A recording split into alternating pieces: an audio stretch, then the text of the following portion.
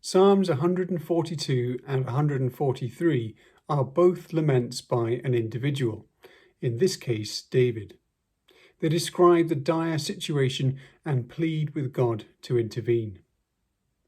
Psalm 142 is set in a cave, likely referring to the incident in 1 Samuel 24, where David and friends were hiding in a cave in En-Gedi, and, when Saul came in to relieve himself, David cut off a piece of his cloak. But the setting has little bearing on the psalm itself.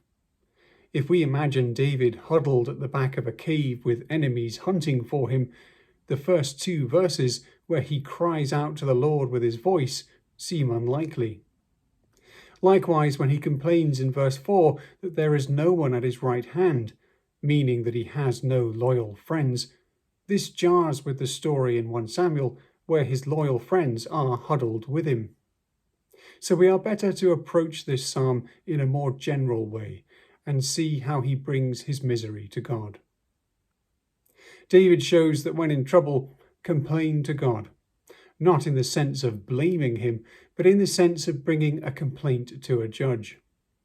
David does not hide in bitter resentment, ruminating over all the unfairness around him and how he is owed so much better. He pours out his troubles honestly before God as to the one who alone would care and who could do something about it. All he has is enemies who lay traps and surround him. His friends are gone. He is even absent from their minds. Indeed, there is no one who takes notice of him. He declares that God is his refuge and his portion in the land of the living. The Levites would say, when Israel entered Canaan, that the Lord is their portion, because they were given no land. David thinks now of the land of the dead, from which he is not far, and the land of the living, in which he still lives, but like the Levites, he has nothing in it but God himself. David asks to be saved from his persecutors so that he might praise God. We have seen this proposal before in the Old Testament. The dead do not thank God nor offer him praise. It is, in a sense, in God's interest to save David. David declares confidence in the outcome.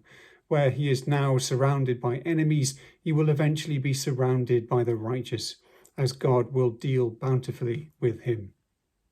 It will not be as much as David deserves, but as God has always done with his servant, which is to give abundant goodness from an everlasting supply, way beyond the worth of the recipient. The idea of unworthiness is even stronger in Psalm 143, where David again asks that his prayer be heard, but the emphasis now is on God's faithfulness and God's righteousness. David does not presume there is anything in him that should compel God to heed him. Indeed, he asks that God not search him for anything worthy, because there is no one living who is righteous before God. David again complains of enemies who have pursued and crushed him. He sits in darkness, perhaps again in a cave, and it reminds him of the dead in Sheol. He refers not just to his outer condition, but his inner condition, how he is faint of spirit and appalled in heart. But instead of dwelling on himself, he turns his mind to God and his deeds in the days of old. He thinks of his deeds such as the redemption of Israel from Egypt, and he meditates on the works of his hands, that is, on creation itself. Thus he thinks of God as he is both Redeemer and Creator, and he focuses on all the ways that God has proved himself. Again, he references the fate of the dead, those who go down to the pit.